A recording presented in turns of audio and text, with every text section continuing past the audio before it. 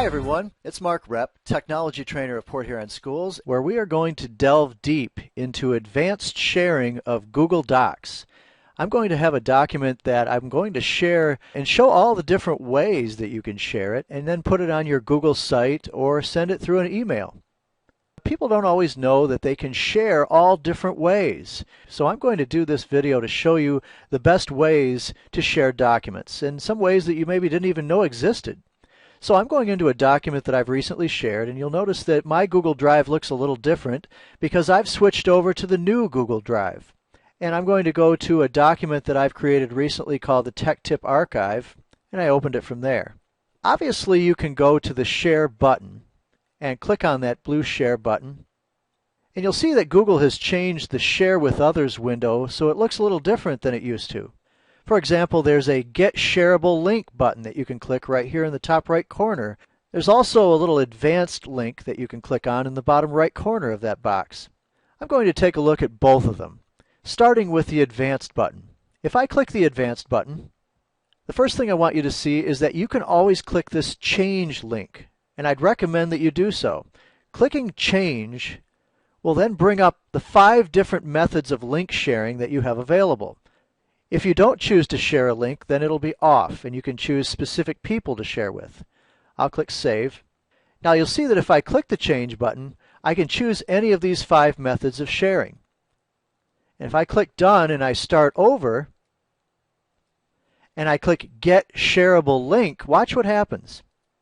As soon as I click Get Shareable Link, the link has been copied to the clipboard.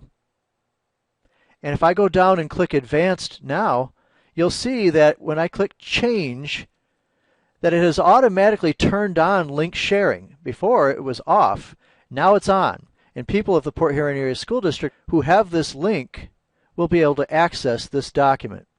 If I move up even higher, one notch higher will allow people at the Port Huron Area School District to find and access the document, so they can find it through a search. If I go even higher to On Anyone with the link, and that's the one that I like the best, anyone who has the link can access the document, and no sign-in is required. See, that's the difference. Anyone can find it, even someone who doesn't work within my district. That would include parents, relatives, friends, and anyone else that I might want to share this document with on the web. They don't need to log in like they have to down here. So if you're a teacher and you have a teacher website, and you want to share a document with parents, this would be your best option. Last but not least, I could go even higher to the very highest level of link sharing, and that's on Public on the Web. This way, anyone on the internet can even do a Google search and find your document, access it, no sign-in required. Just about anyone in the world can get to your document any way that they want to. So this is the highest, with the highest number of people that could access your document on the web, and this is the most strict or stringent level where you pick only specific people that you want to share with. If I choose this option, I can click Save. Then I can type in people's email addresses, select them, or type in an entire group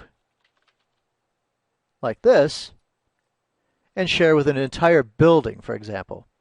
Just to the right of that Invite People box, I can choose whether I want them to edit my document, simply allow them to comment, or they can just view it and learn whatever it is that I want them to learn.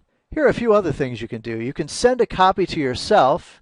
That way you get a copy of the document that you've shared with others. You can paste the item itself into the email. It actually takes a picture of the document and inserts it into the email message. When I click Send, all these people will be notified by email, letting them know that this will be in their shared documents in their Google Drive.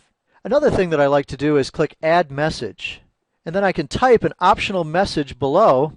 Now if I click Send, it will send it to all of these people. So those are some different ways of sharing the document, and you can find all these options by clicking the Share button in the top right corner. I'm Mark Repp. Join me for another Tech Tip.